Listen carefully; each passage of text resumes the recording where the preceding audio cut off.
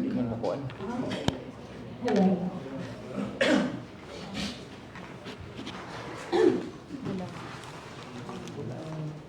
Pasensya na ha, nalong di early mamaya kay 2:30 kay pagka 3:45 na ito Zoom meeting manggod sa regional office. So ako lang i-advance na anong ko mga 30 minutes at least tapos pa mga before 3:30 whatsoever. O ganun lang ha. Pasensya lang tayo kay sige lang. So before we start, huwag mo na i-record, can we all rise for a prayer? Pili ba yun? Okay lang, sige.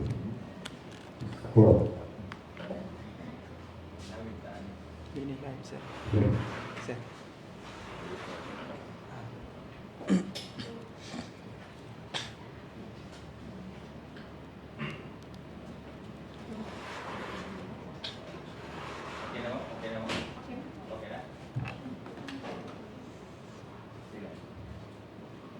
Happy Hearts Day sa atong tanan. Para sa atong mga taga-lungsod sa Davao, sa tibok probinsya sa Biliran, sa tibok kalibutan kutob sa maabot atong programa karon, ug labi na dinhi sa atong mga empleyado sa Department of Public Works and Highways, Biliran District Engineering Office. Diata karon sa atong ikaduha nga kapihan sa PIA Biliran, ang atong engineer is ang DPWH BDO sa Barangay Kalupang, Naval, Biliran. Uban kang Engineer Erwin Antonio, ang atong officer in charge sa DPWH BDO, uban sa iyang mga sinaligan ng mga very young engineers. Engineer Leo J. Shalom Kagabion, atong Engineer 2 o Monitoring Engineer, uban ni Engineer Jean Delphine Dahuya, Engineer 1 o Assistant Chief Planning and Design Section. So, ato kami isdutan no, ang mga, at kauban sa din nato ang atong mga miyembro sa media. Una ko lang ang nagpasugday ani no, ang nangulo sa nini nga programa ang atong managers ng Philippine Information Agency Biliran Provincial Office si Rodrigo Victoria. Naan atong kauban taga private media si Stephen Pasil, si Papa J from DYMN. Ang atong managers sa Radyo natin Naval, si Marjoan Aguelos. Ang atong representative from the Biliran Provincial Information Office, si Disa De Leon. Uban ni Jervin Cabia o ni Jomar Maradillo. Then, nasa tayo kauban from private medias at from si Alvin Cain from Sibia sa probinsya. Then, karon ang inyong nagkapot dire, ganit ito tupas sa Philippine Information Agency. So, kay Bato sir nung very contest of time, kay naabot siya another activity nga pagbuhaton, so paspas ang atong dagan sa atong mga pangutana. But before that, atong pangayon si sir sa iyang isulti tungod kay maghatag mo siya sa updates for the infra projects or mga kalumbuan sa DPWH BDO para sa tuig 2024. Maayong hapon kanong tanan. Pwede ba ko mo request before ta mag-start? Can we have a prayer? Are we all rise, please? Heavenly Father, we thank you for this beautiful afternoon. We thank you for this gathering of all the friends and the media and also the co-employees. Guide us, Lord, so that we'll be able to partake whatever things that we have to do and we're able to give answers to the question or inquiries, Lord. This is for you, Lord, and everything will be with understanding and also in perseverance and also with patience that we can be able to answer everything for the good of the public service. All this we ask in Jesus' name. Amen. Okay, thank you very much. This is my first time to be in front of you for the August body, no? Mga kuangig kaigan sa media dito sa probinsya sa Biliran. First and foremost, I would like to introduce myself. I am Erwin Leson Antonio. I am really an Ormocano and assigned here in Biliran since February 27, 2023. Then I became the OIC District Engineer last November 6, 2023. Ako ang ni-replace ni DE, your beloved, yung nga taga-Biliran nga si DE Alfredo Pulido. Mga ikong excuse ninyo because ang amo assistant district engineer or other staff sa DPWH, they're having also a bidding as of the moment sa pikas na opisina And then, in my right is Neo Cagabion, as introduced before. Siya ang atong monitoring engineer. And in my left, Jean Delphine, the assistant planning engineer. Let me proceed first kung unsa may sa ato karon what is store for us for 2024. Actually, the DPWH for 2024, we have aggregate budget for the Republic Act 11975. Sa ato ng GAA 2024, we have an amount of 258 billion na projects for the entire biliran. That's a big amount. It's an increase of around 36% kung imo na ikumpara sa 2023. Ang kanang ato ron GAA nga 2024 comprises of 111 projects. And for the information of everybody, kanang ato god GAA or General Appropriation Act, it is divided into three main factors. Natay Code 001 or Category 001, which involves about widening of roads, kanang mga additional protections, while Category 002 involves to the flood control. Kanang Category 3 or cost, as we call that cost, is the convergence program. No? So, ang kanang ato, gitawag nato ng mga 001, it involves about the kanang protection sa ato slope from landslides. It comprises it totals to around, pagkudi ko na ko, kaya magalimot ko ani. Sa Code 1 o Code 2, nanay siya mga 1.5 billion, while for the Code 3 or the CSSP, comprising to 1.06 billion. Last October 2023, the office was directed by Secretary Bunuan to conduct the so-called early procurement activities. Sa ato pa, when the project is in the Senate pa or in the Congress, nga nagsige pa sila of deliberate for the final listing of the project under sa GAA, we were allowed to conduct early procurement act. Aron madali na to nga by January or the first week of February, we can start the project. Kay mo man ay reklamo sa atong mga contractors o mga tao nga maabtan na taong ting-uwan, di pa makasugod ang atong project. So as of now, naman tayo mga projects sa mga kanaganing lisod nato nga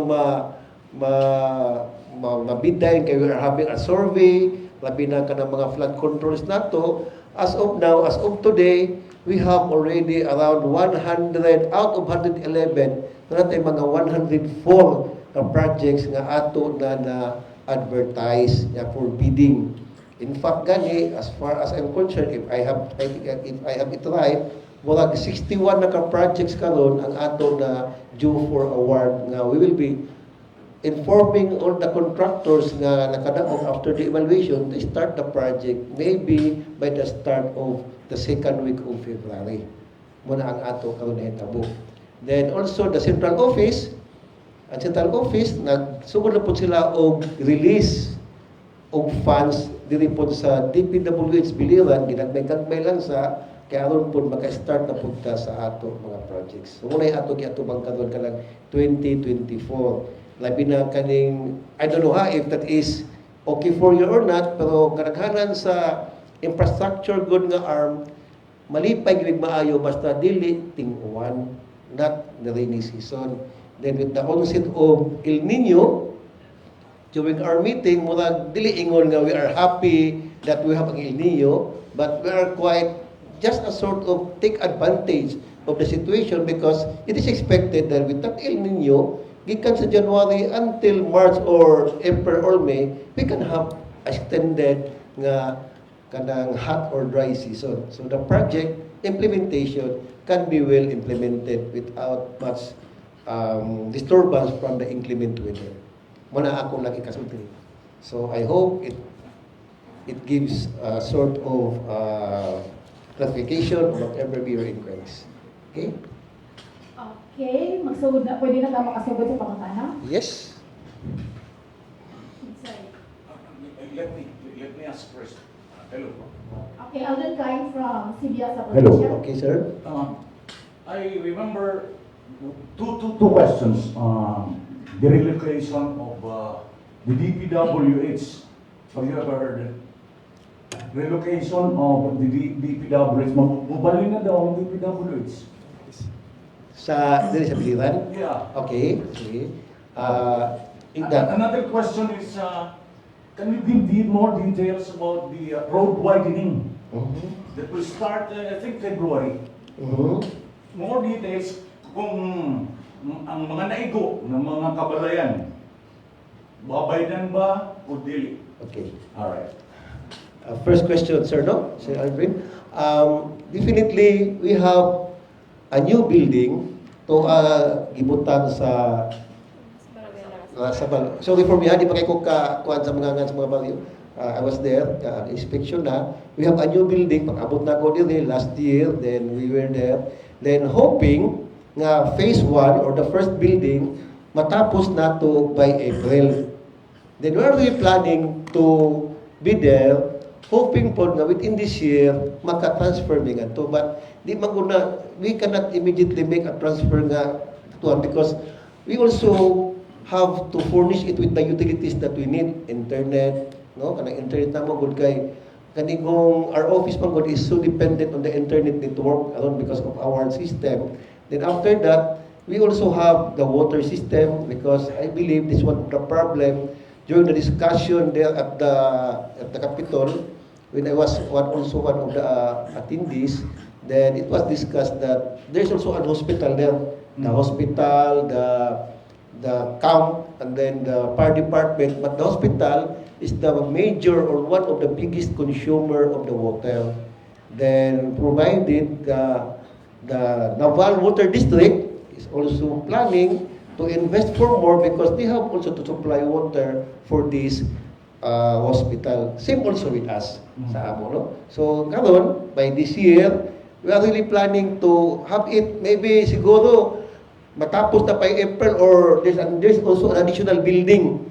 Kay it's a standard building but definitely with the number of projects now, usahay it's a fact nga kuha nga space ka na provided. So there are additional kay it's a multi-year man nga plan. So in other words, not within this year? Within this year, we are planning, within this year, na may ka-transfer mga to. Depende lang po sa facilities nga makaya na mga to. Kaya sa tubig, ang kanang po sa mga internet o mga system. Sa kurente, baka ang Sibilico already promised us nga they can provide with the electricity. But in the water, di pa may kakuha o assurance nga there will be water there. For your next question, it's about the widening. Yes, it's a common question. To San Pablo? Yes, I understand. No? San Pablo is muna siyang dapat sa may kanang fisheries, no? Unahan sa fisheries ka na siya. Every time nga mo travel ko, morning nga mag-round man ko sa entire Biliran, I found it out that it will really make waves to all the people of Biliran and the province because it's the main thoroughfare going here in Biliran, in Naval. What we're doing now is we're conducting pulong-pulong to the barangay, San Pablo, and also to Karay-Karay. Yes, sir. Karay-Karay, to inform them that there will be a project to be started this coming February. As of the moment, we are still having the inventory of the trees na maigo because it takes also the DENR and other agencies to have that inventory so that they will know also what are those things will be affected about the Naval Water District, the Globe, and other appurtenances. For the lot owners, that's why we inform them to please have your title of your lots because by having your title of the lots, we will know if that lot, what type of title do you have. Because there are so many categories for the titles and it is the right of way agents. Our legal counsel will determine if this lot will be for payment or not. Because if I just discuss it to you, this is just a sort of my understanding in the ROW. If your lot is a pre-patent lot, ibig sabihin, it means that there is a clause there that your lot was given by the government and every time that the government will use your lot, you have to have it used by the government without any compensation. The only thing is that if you can show it to us, you can give it to us, then we can make a sort of representation into the legal counsel so that we will know if it cannot be paid or it can be paid or not. So that's it. Babayaran. Yes, yes. Muna ang ginabuhat karon. So maybe kung mag-start Pila na. ka meters from the center? Actually, we are having a widening. Pag yung tag-widening gani, it means we are making now 4 lanes, no? Karon ato existing is 2 lanes pa lang. Oh. So, we are going to have 10 meters from the center line of the road, both sides. 10 meters. 10 meters. Muna siya ang ato right of way yun sa national road. 10 meters. Okay, another question from Marjon. Yes, ma'am? Good afternoon po, Ma'am and Sir. I have 2 questions here. I'm Marjoy from Regina Naval, and I have 2 questions. First, what are the priority projects for implementation this year? And the second is, what are the reasons why those projects were prioritized? Ako sugdan sa pag-ingon niyo no nga if you observe, we have 2.58 billion nga project.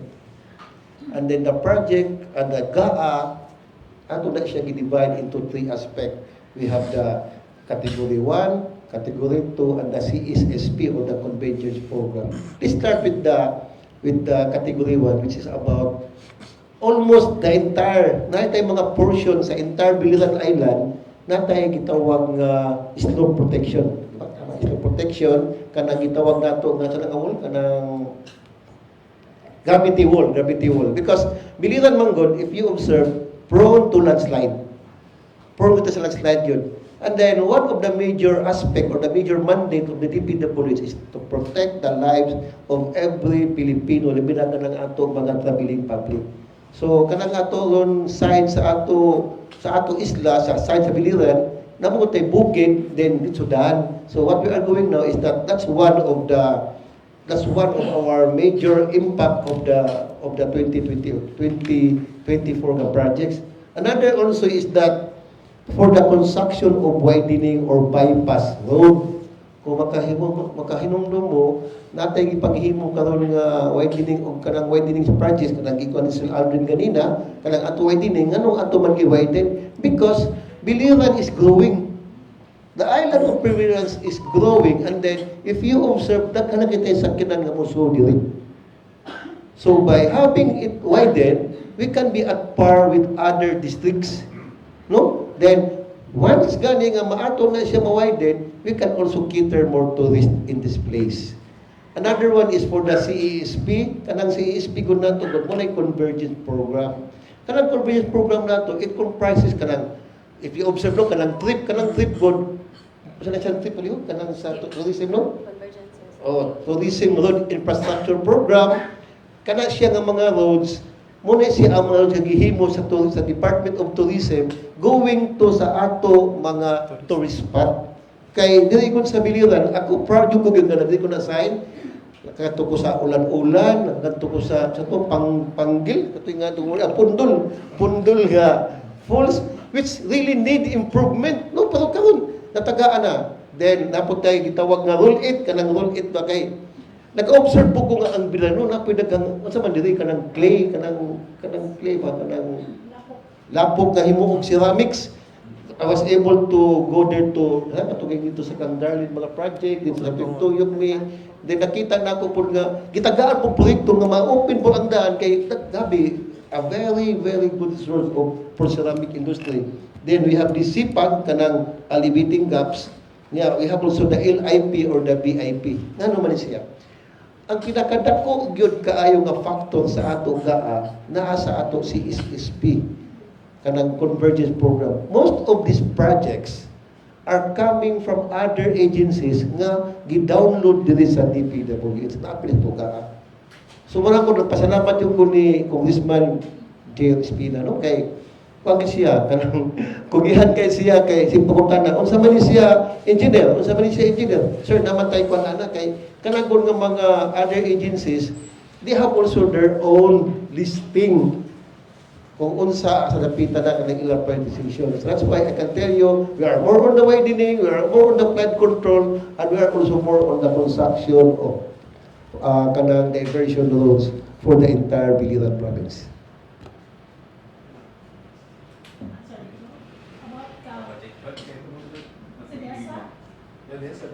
Okay. Hello po. Ako po si Dasa sa Province Information Office. Gusto ko lang pong itanong ay, may mga proyekto pa po ba ang BDEO na hindi pa na-implement for the past years? At ilan pa po? At ano po ba ang mga proyektong ito? At ano ang mga rason sa pagkaantala ng implementasyon ng mga proyektong ito? Projects not yet implemented. Yes po. I would say we don't have projects not yet implemented or in our engineering jargon not yet started, no? Because every year we are really asked if we have projects NYS or not yet started. But I am very, very frank with you. We have projects that delayed. Delay. As of now, for the 2023, which are the prior years, around 100, how many? 25, sir. 125. Okay. 125 projects, 118 of which already completed. Tama ba ko? Yes, sir. 18 na lang going Oh, 18 lang ang ongoing. Yung 18 na ongoing karon is marami kasi mga factor na nakita natin na nagkaroon ng problema na delay yung projects. Sad to note, during kasi sa preliminary detailed engineering natin, pagpasok sa tauhan natin, sabihin na, is this your lot? Sabihin naman ng tao, yes, this is my lot. Katapos, are we going to have a permit to enter? Yes, you can have. Ibig makapasok kami. Pagpasok namin, sabihin ng isa, ako may-ari ng lupa na dyan. So magkaroon lang tayo ng konting, ayun na, magkaroon ng hidwaan ang mga tao. Then it will take time because most of them filed a case against us. Yun. Magkaroon kami, yung kanya ngayong 888, yung presidential request for action, yun palagi ang magkabigay sa amin ng, siyempre, takot din kami na magkaroon namin ng mga kaso, ganun. So, we need also our legal counsel. Isa naman is about inclement weather pattern or conditions, like sa Maripipi, buti na natapos din namin. Ako, pagpunta ko ng Maripipi, first time ko doon, pag uwi namin, kailangan makauwi daw kami, sabi ni Neo, kasi maalo na daw. Kaya, just imagine, no, yung contractor, nagdala siya ng malaking kwan doon, yung ano dito, plug sabi yun, dito, then pagka siguro mga 12 o'clock or 1 o'clock, we made, umikot kami sa entire Maripipi, sakay ako ng dump truck na walang bubong, napakainit talaga. Pero pag 1 o'clock, sabi ng, sir, uwi na tayo sir, kasi nag-iba na yung kwan daw, nag-iba na yung clouds. Pag uwi namin talaga, ang laki ng alon. So, makita mo, it also affects weather condition. Another one also is, some of our people here, I don't want to generalize, no? Hindi naman natin masabi naman, yung bang ayaw makipag-cooperate, parang ganun ba? So, every time that there are something na magkaroon na tayo ng kunting misunderstanding, kasi yung iba sabi nila, ganito, magkaroon ng problema, it causes delays. Isa din is, ako lang, I just cite you, yung doon sa, ayun, anong bridge yun? Kabadyangan, sir. Kabadyangan Bridge. Yung Kabadyangan Bridge kasi, in our design, right here, is hindi yan itaas natin. It's only widening. Nagkaroon ng problema, nagkaroon ng baha, na ang laki pala ng volume ng tubig, extreme ang condition due to climate change. So, ang ginawa natin, nagkaroon tayo ng change in design. Inangat natin, which needs also further evaluation of the design, nagkaroon ng konting delay sa project. But as of now, kung makita nyo, siguro by before the end of this year, matapos yan yung widening and the new upgrading of the two bridges. Kabadyangan, ano yung isa? Kalawihaw Bridge. Sir, excuse me. In other words, you're saying mga pila ka percent ang delayed project? Out of 100, ano ito? 125, sir. Out of 18 na lang 125 projects, we have 18 projects na delete natin. But as per January, na natin, targeted accomplishment for the entire Philippines, we have only around negative. For Biliran alone. Oh no, but I mean, kasi ang report namin, ipadama namin doon sa, for Biliran alone, we have only negative 1%. Very manageable lang. Kaso lang, ayaw namin magkaroon ng negative. Kasi, totoo yan. Ako, ayaw ko magkaroon negative kasi pangit isipin, no? Pero hindi man natin yan we cannot really, it's inevitable. I hope I answered you, ma'am. Okay, 80 na lang po ang hindi pa na... Yes, 18 project lang po. Pwede po ba natin masabing 18 project na yun o hindi pa pwede?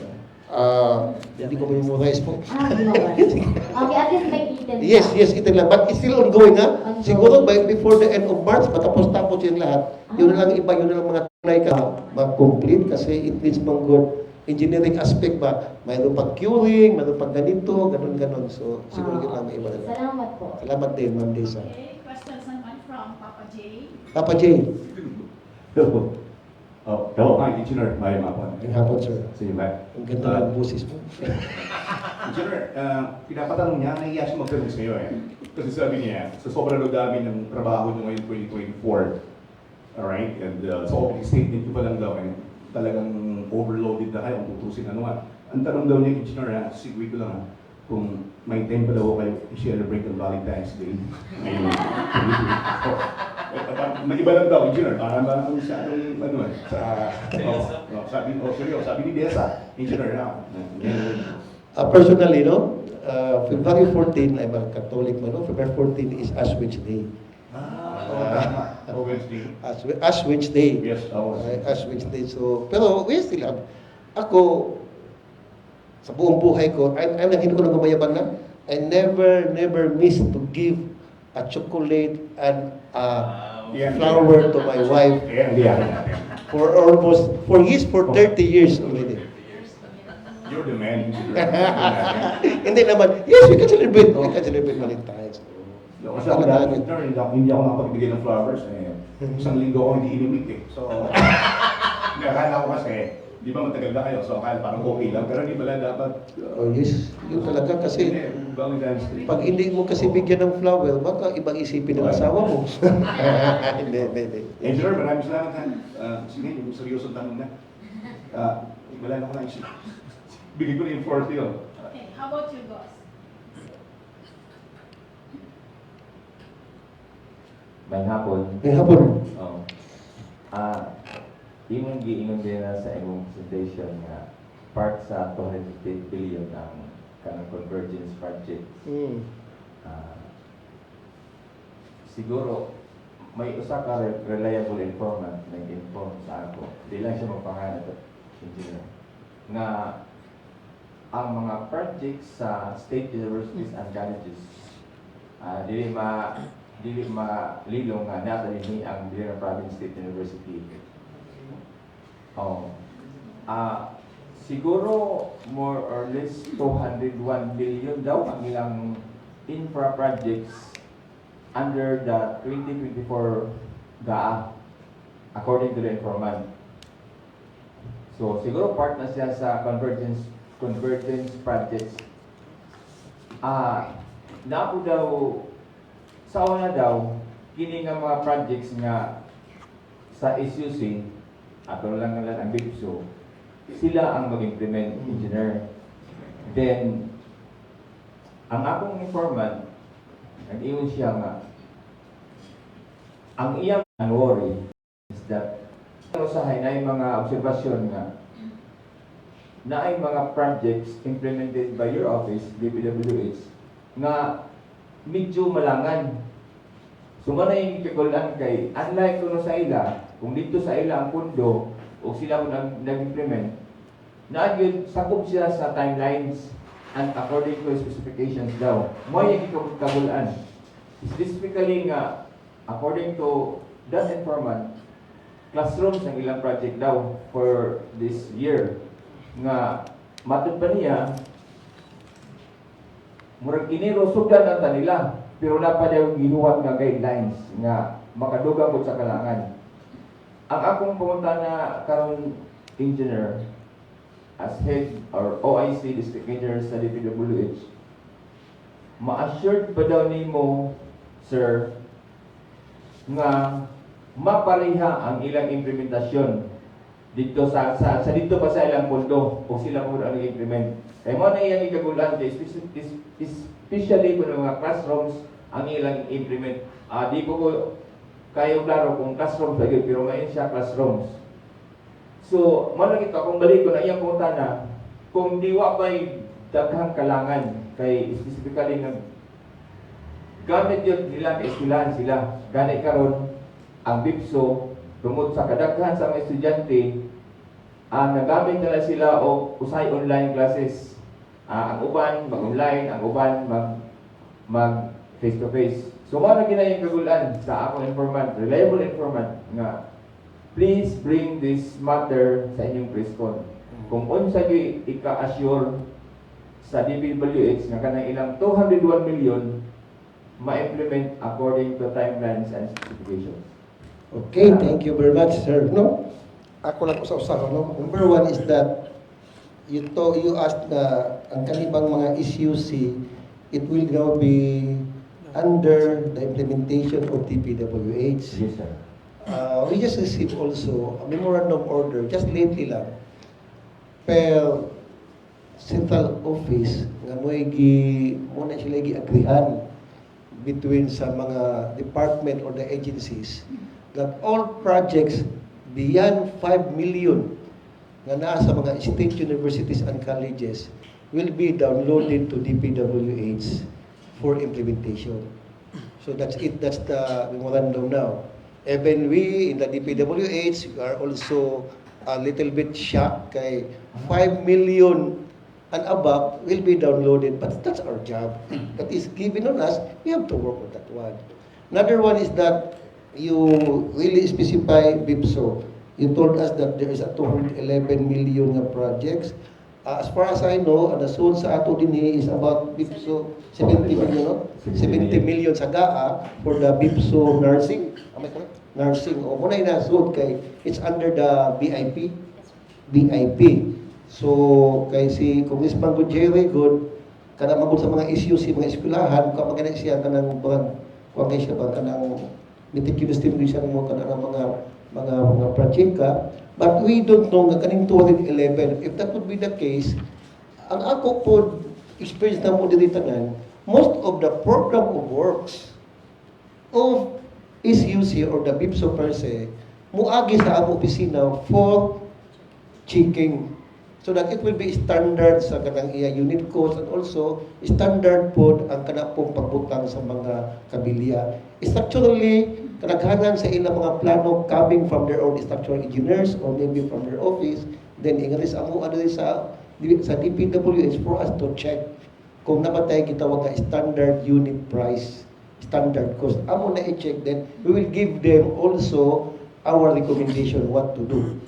Regarding sa implementation, I cannot also tell you that we are following a specification, being the infrastructure arm.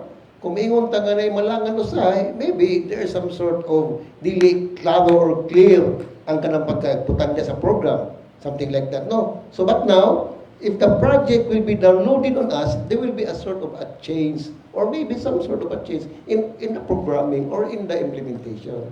So, rest assured, sir, nga ang DPWH with the project engineers, that's why as of the moment gani we are upgrading our project engineers nga nagimakakuha na so that it will also be properly constructed and then we can make anything within their expectations. Di ko maingon nga we can have 100%, but we are able to assure you that we can do that within the bounds of our capability. Wala sir. Ang katong ko sir kay namagi siguro existing project o mga project na DPWH implemented sa BIPSO nga muraog na dismaya ang informant tungod kay ano na yung mga pakusap-usap. Pag-usap-usap Oo, sa parang na-changes ba tungod kay matun pa sa informant na wala din masubay sa specification. So, mana ang iyang worry nga, basin mapariho po na nga project nga implement sa BIPSO. Sir, ako lang i-clarify sir, no? Kung if ever you can give us the name of the project so Yes, that we sir. can conduct kanang kung specification good is a very na mag-iuban nga specification sa owner sa structure nga dili mabutang sa among gitawag ng Bible of the DPWH kanang blue book na mo for buildings. So most likely if ever mo na ang gusto sa proponent but it will not be in line with our blue book, di ka na mahatag namo. So it's Metabo is mahog lang nga doon na kanang misunderstanding between the proponent. So we have to talk, we have to communicate in order to have a win-win solution for that matter. Sige sir. Sige sir. Salamat. Okay, Derek Thank you. Montana from the Biliran Provincial Information Office, Tanjung Good afternoon, sir. Good afternoon. In the identification of infra projects to be implemented, was there a consultation conducted with stakeholders in the community, or it is your office that has the final say on it? Okay, so in the prioritization, Identification of projects. I would like to inform everybody also na ang DPWH, we have so many applications or program applications to further identify what are the needs of the city, of the local government, or for the national road per se. Number one is that we have this daghang kayo amo mga kwan sa planning, road bridges identification, we have the BMS, we have the HDM4, we have the traffic count, and mahibuong mo no nga along the road you can see those two lines katong cable. If you can see there's a cable there at the ano yan, ano dyan? Yung diyan malapit sa harapan ng Dipso. Diyan parang bridge there. Oh, before that one ay cables na black that is used for traffic count. Ang traffic count man God is that we will know ang average volume of traffic and the load na po sa daan natin. So we will know if the road is already overloaded. That's one. Another also is yung tinatawag na RBIA or bridge identification, di ba? Road and bridge identification. For flood control, we have HCRAS, so many applications that we need, and then all of these are properly validated. Katapos, lalabas na yan doon sa Manila, then some people will come here in the district in order to validate kung tama ba yung resulta namin. That's it. So that's the time that we have proposals for the one right now, 2025. We already submitted yung mga proposed projects for Code 1, Code 2, and yung mga BIP or mga LIP. Then nandiyan na ngayon, yung amount dyan masyado pang malaki. Then it will be a deliberation starting on March hanggang July. Kasi pagka August, September, October, makita natin yung mga ano yung maiwan. Then inspect na naman, baka nagka-overlap, baka nagkaroon. Kasi may mga project dyan na yung local government, sila na magtrabaho. Pagdating natin doon, yung ating i-propose, kitrabaho na sa local government, wala lang gamit. Kaya masabi natin na those projects are no longer viable for construction. So sabihin ko sa iyo, it's not this office will be the one to choose sa mga priority. We are the one who just give the data and then lalabas yung mga priority 1, priority 2, priority 3. Yan po. Ako na lang. Okay, may tanong pa si Joan. Si Jessa. Okay. When will BDO transfer to its new DPWH standard office building located in Barangay Larasabal? And once the transfer will be done to your new office, what will be your plan of the DE office in Kalumpang? This one is okay. I think I already answered it partially kanina. We are hoping na makatransfer, sana matapos ang lahat, makatransfer kami within this year. I will be inviting you to be there someday. Doon tayo. Ito lang. As far as I know, when I arrived here, I was informed that this office is under appeal. Under appeal pa ito. Mayroong mga ganon. But nevertheless, kung matapos yung building namin, itong office na ito will be making this as if this will be given on us or maybe the ownership will be on us, this will become our satellite office. Kasi kailangan namin din ng satellite office sa mga equipment during calamities. Kasi dito kasi mas malapit kasi Pag nandiyan kasi doon sa Larasabal, yung parang natin mga hub, yung hub natin ba, madali kasi dito pag in times of emergencies. So, definitely, hindi namin iwan itong building na ito. Mahal namin ang building nito. Besides, dito ako nakatira eh. Okay, may isa pa po at Yes. Okay. From Madrid. Isang tanong na lang. Okay. Ito pa kasi yung last thing. You are OIC. Yes. Are you going to be a regular DPWH ng Biliran? Brother, kuya. In God's grace, kung ibigay sa atin, yun na talaga. Hindi ko pa masabi. Sige, ako na magtanong.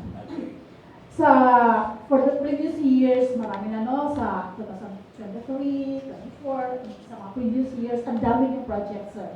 Then, all of these, maski kayo, pati mga contractors, you're running off their time. May mga duration kayo kung ilang working days sa yung mga projects. So, tapos may mga ano pa, nakaka-delay. Yung nga, weather, tapos yung mga situation na ano yun.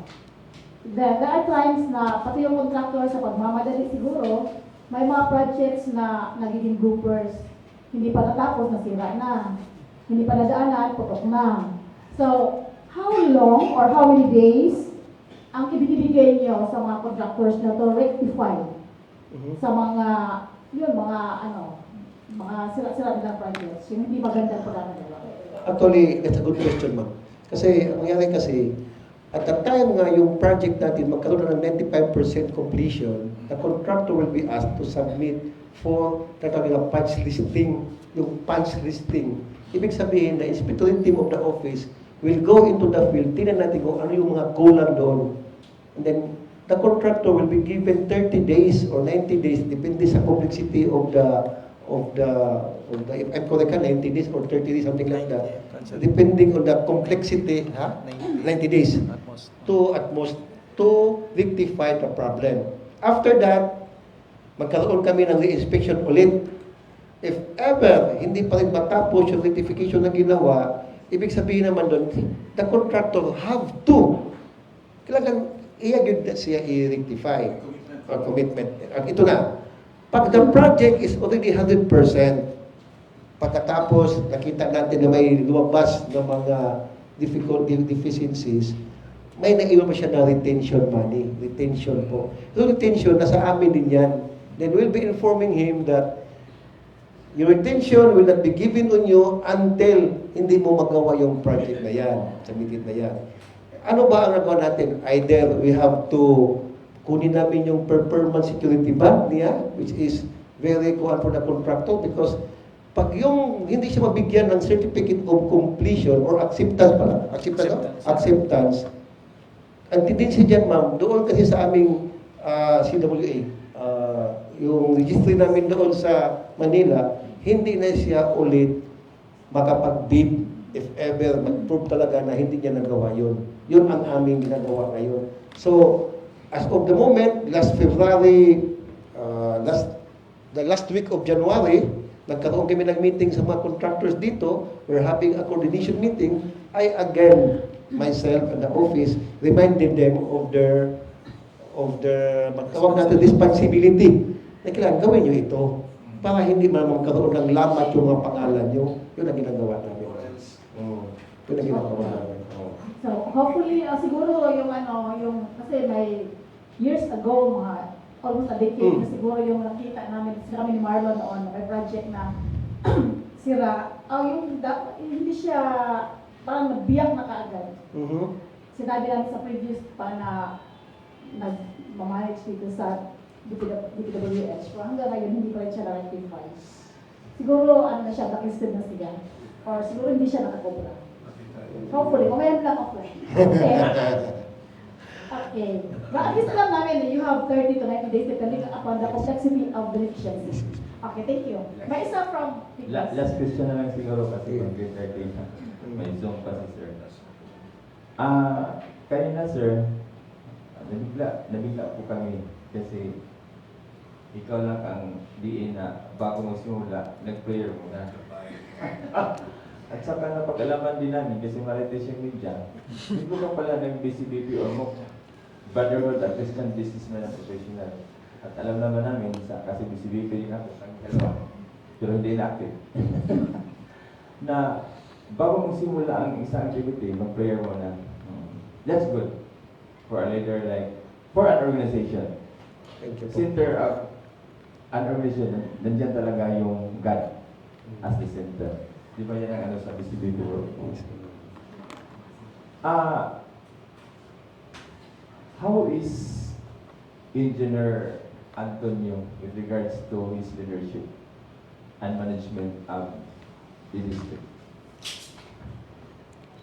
Ako, I'm not bragging, no, but definitely, kasi it's about, it's my personal matter, no, it's about BCBP. I can show to my people here in Biliran to walk the talk. Ibig sabihin, I am pasensyoso po ako. I'm like a father to them. I am a disciplinarian when it comes to work, but I told them this is not personal because we are having also processes that we have to follow. We always pray because it's not about the belief that we have, but it's about the consistency that kung wala yung taas, wala din tayo lahat, diba? So kaya naisip ko, nakita ko lahat na tayong lahat, kahit iba-iba tayo ng belief, magkasundo man tayo kay ano bang ginagawa natin to communicate and also for the good of the people around us. So sabihin ko na, I don't know if I can be a change agent, but I could say that I am bringing a sort of a change in God's grace. Yun ang masasabi ko. Thank you. Dalang kayo salamat, sir. Kung di natapos sa ating episode, no? Ikaduha mo yan siya episode natin sa kapihan sa PIA Biliran. First is from DTI. So, ikaduha lang, sir. Thank you very much for your religious leadership. So, ginagawa ko tanong, hopefully, kami nga mga Biliranon mag-expect ni sa maayo nga proyekto, kaya nagkuro ba kayo sa budget? Dili may magbubukot, dili magbukot ang mga piyan o magpatulog ang kalsada. Doon niya, dili may, mga kumpiyansa na ni, kailangan Ang mga slow protections, Oh. andam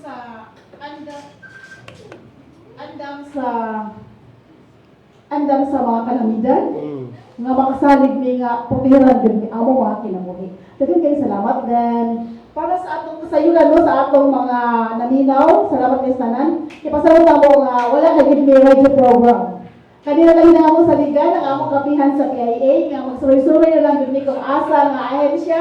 Anyway, this will be like tomorrow. Okay, so at least no, kaya among tuyo no, bisan og limitado ang ihatag sa among kapihan forum is among gid siya paning hapon nga makahatag ni og daghan nga episodes para mapaabot sa atong mga lubalubyo sa mga Biliranon ang mga serbisyo programa nga ihatag gyud sa gobyerno para ilang matagamtaman. So again, daghang salamat sa Okay, no, atong pasalamatan natong mga kuan atong mga taga-media nga nitamo karon kay natong sa pangayuan sa closing statement sir. Sa BDEO, sa Biliran District Engineering Office, ako nagpasalamat po sa ating atong, can I use a very loud word? Pakiglambigit sa amo, kay kaningod, ato pakiglambigit sa usap-usapon, naghatag din siya kakitang tanan, magkahiusap ta for the good of the people in Biliran and also for the entire Philippines, no? So ako po, nagpasalamat ko ninyo na even inviting you sa next quarter, mag-ani gihapon ta. We'll be having this kind of interaction. Kaya nga naman, the more kung magka-interact, the more manggod nato nga maato mag-communicate. Sometimes siguro kami doon na may mga pagkuwang, nasa may mga sipyat, but it's part of our job, magkasabta na dito kung unsa ni tabuan na. Ako lang po hangyo, ako lang closing po kay statement, nga if ever ato po i-check ba kada bang naging mga Facebook gani nga ang uban god reluan yung guha na mag-iuban god nga ang pagdaot pagkahinon pagka malain lang sa ngan sa opisina siyempre tao sa mga sakitan no